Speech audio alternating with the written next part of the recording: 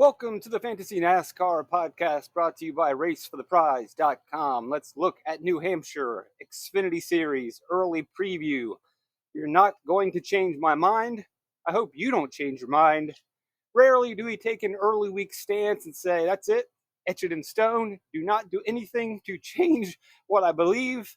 Christopher Bell is going to win this race. Christopher Bell is going to lead most of the laps in this race. Christopher Bell is going to crush the scoreboard.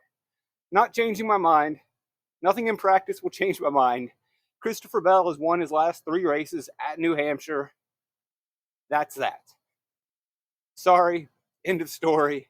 Great track for him in all series, taking Christopher Bell.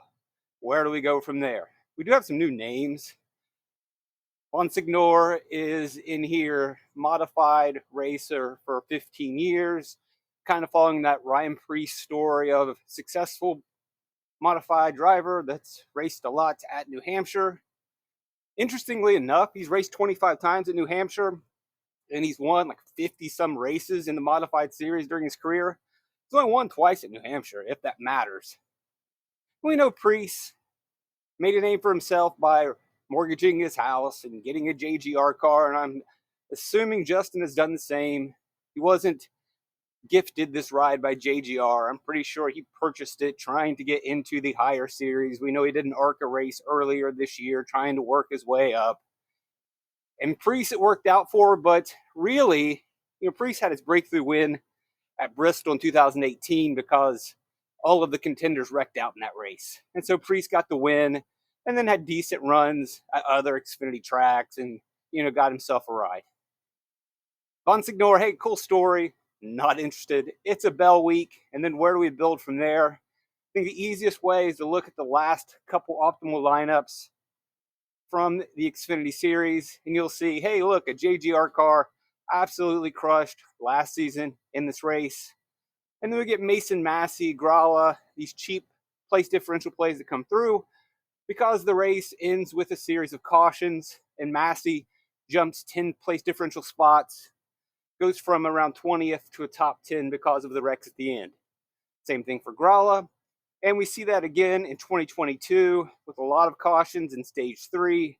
And we see some value gain spots through attrition and through restarts. And hey, Mason Massey again. Last year with Daughter, year before with Gosselin.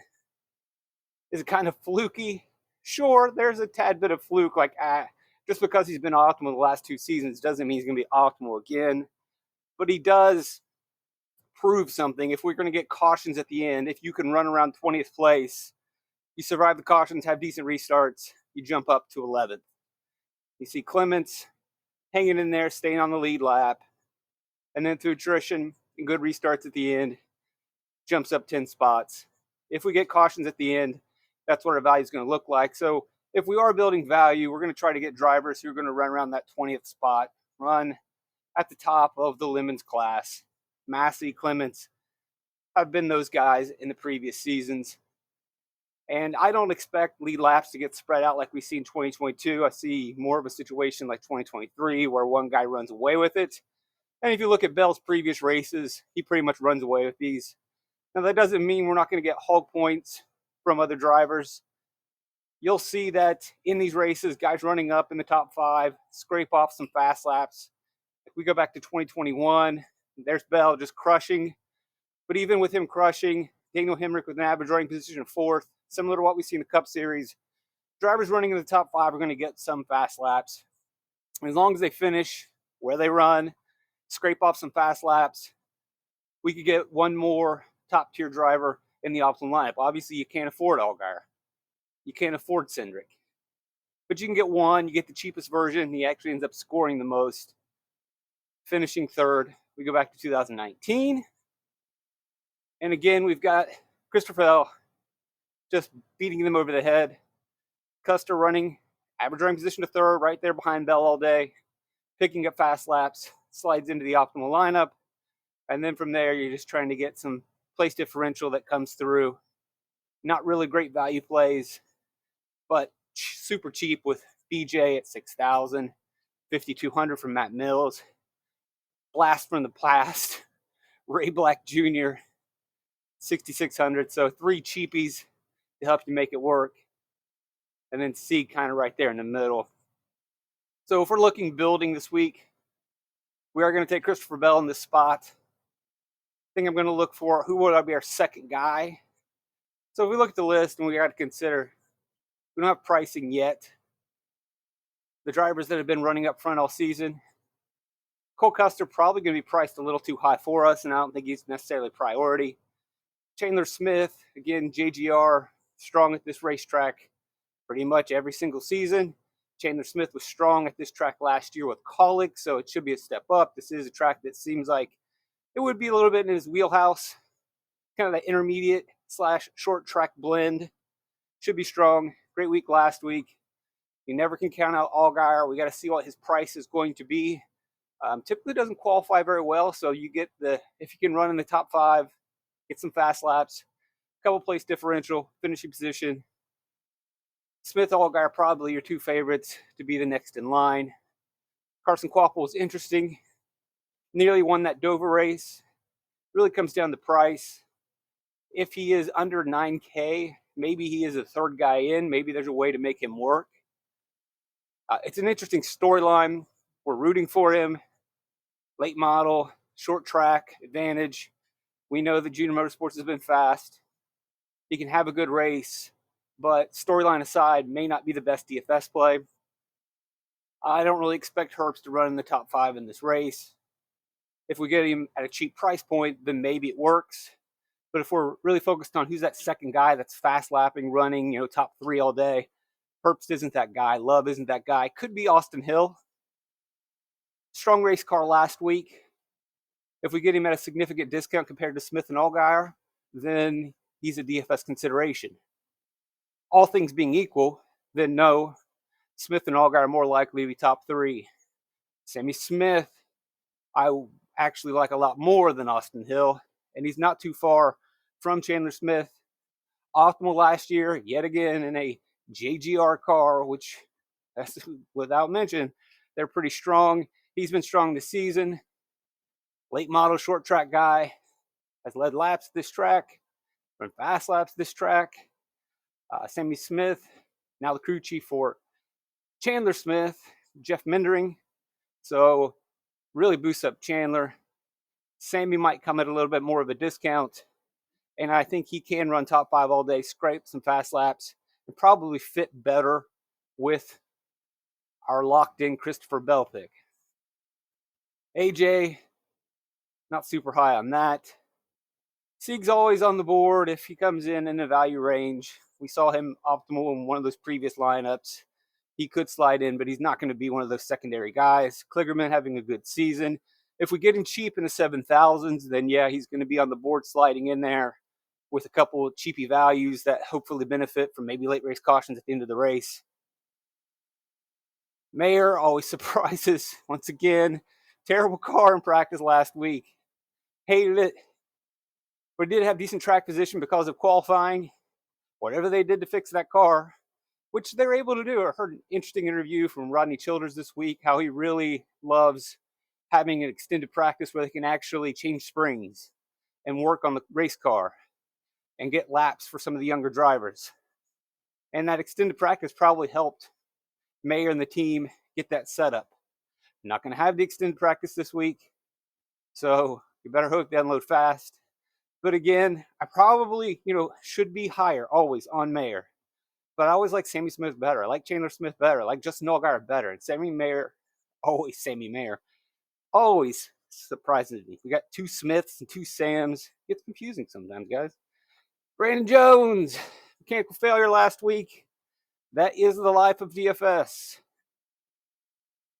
What a holiday it will be when Brandon Jones is no longer racing.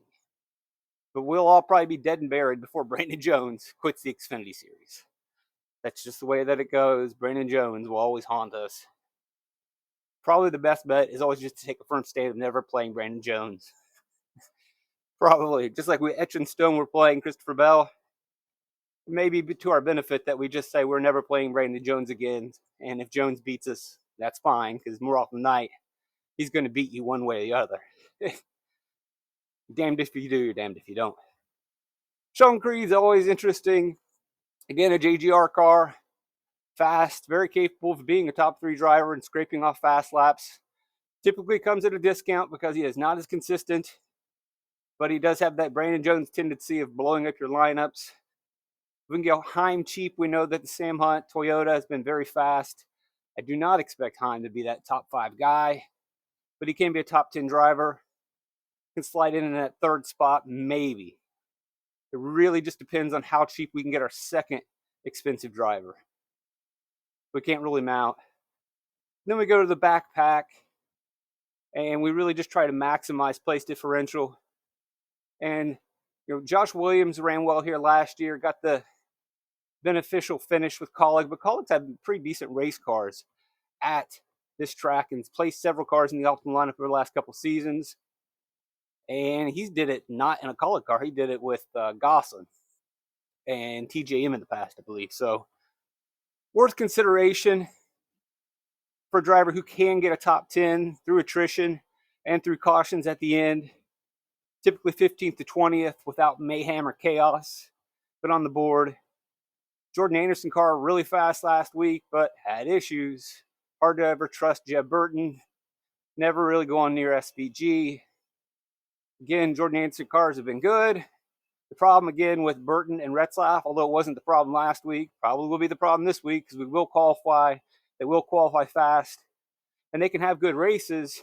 But if we have chaos at the end and there's place differential to be gained, then yeah, they might boost into the top 10, but they could also start in the teens. And when all things are said and done, they may be better drivers and better cars with better days. But a Mason Massey slides in because Mason Massey simply just started further in the back, running again with Daughter.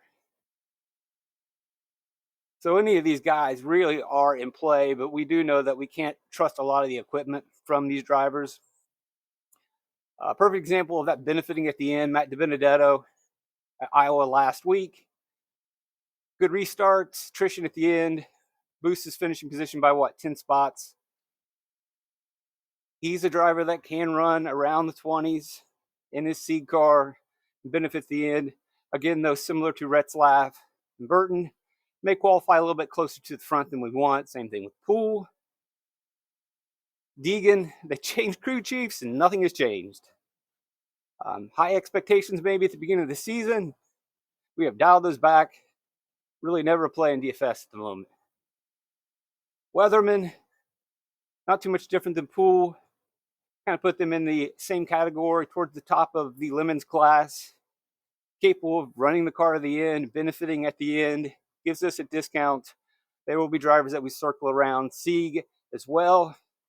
And the benefit of Kyle Sieg is his equipment's not much different than Ryan's, although he's not quite the driver that Ryan is, or the driver that Matt DiBenedetto is in a Sieg car. But Kyle typically is cheaper, qualifies further towards the back. And if we just simply want a driver who can run in the top 25 and then have some decent restarts and not wreck at the end, Kyle fits that mold. Ryan Ellis's car has been a little bit better of late. I was worried last week, but Ellis had a pretty good ride, made it to the end. He was not good at Richmond, maybe overreacted when they went to Iowa, but Richmond and Iowa are very similar, so you would expect, that's a bit of a challenge. But again, as I mentioned, extended practice at Iowa, more time to work on the car, so maybe that ultimately helped out the Alpha Prime / TJM cars. We'll see how they set up for New Hampshire. Check out Ellis' Twitter feed, and we'll see if it's a car that can run top 25. Because if he can run top 25, he can make it work. Shorter flat tracks, I do give a little bit of a boost to Blaine Perkins. Not a huge one, but if Ellis is in play, Perkins is in play. Not crazy about Smithley, never crazy about Emmerling. Armani Williams' numbers in the truck series are just about as awful as you could imagine. Rex got parked for being too slow once. Can't really go there. Bowman is intriguing. In any other normal week, we would be really excited about the reunion of Greg Ives and Alex Bowman. And we really shouldn't rule them out this early in the week. If we like Allgaier and we like Chandler Smith, then yeah, Bowman fits into that category. But we are still locked in on Christopher Bell. And we may not be able to afford Alex Bowman. He'll have the talent. He'll have the car to run top 3. He's kind of in that Cole Custer range of, yeah, I could play him. I don't know if I will play him. He could end up in the optimal line.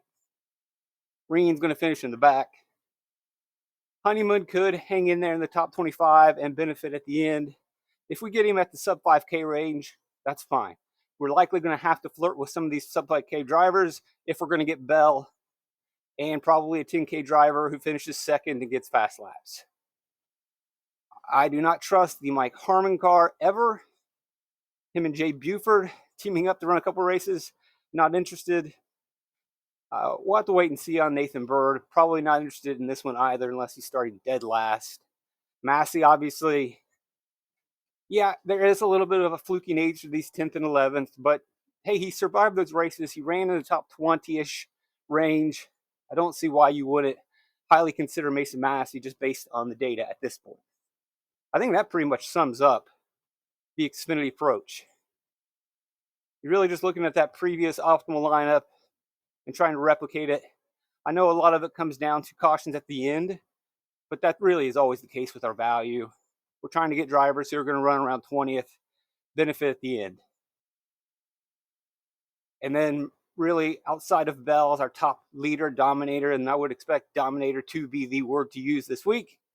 Then we need the most affordable option. That's going to be a top 5 car scraping some fast laps. Maybe they even lead some laps as well, but I really expect Bell, barring unfortunate circumstances, which again could happen. You go back to 2021, and you're going to see, or was it 2022? Anything can happen with these wrecks. You got Ty Gibbs, GGR car, crushes, but then gets crushed. So, I'm still etched in and locked in on Christopher Bell, but you want to fade the public and differentiate, then obviously building some non-Bell lineups would be that route. If you do go that direction, then I would expect Bell to really get most of the fast laps and laps led, and the race just doesn't work out for him at the end. Then we're really just targeting our top dogs like Smith, Allgaier, possibly even a Quapla in that build. They won't lead, but they'll run top 5 for most of the day, and they benefit from a Bell wreck out. And you can build probably a little bit more balanced of a lineup that way, but again, I'm locked in on Bell. I'm so locked in on Christopher Bell. So give me Christopher Bell. Give me a cheaper option of Smiths, Allgaiers, Bowman, maybe Sammy Mayer, maybe Cole Custer. And then I'm probably likely going to have to get down into the 5s and 6K ranges and hope I pick the drivers who are running around top 20 and are able to hang on the lead lap, benefit from maybe the cautions at the end. And maybe they don't have quite as good of races as they had in previous seasons, but they do score enough fantasy points. Give me over 45 fantasy points. That'll do it. I think that's a pretty straightforward look at what we're going to do in the new Hampshire Xfinity race. Blessed to have you guys around. Love you guys. Trip to Life, fantastic.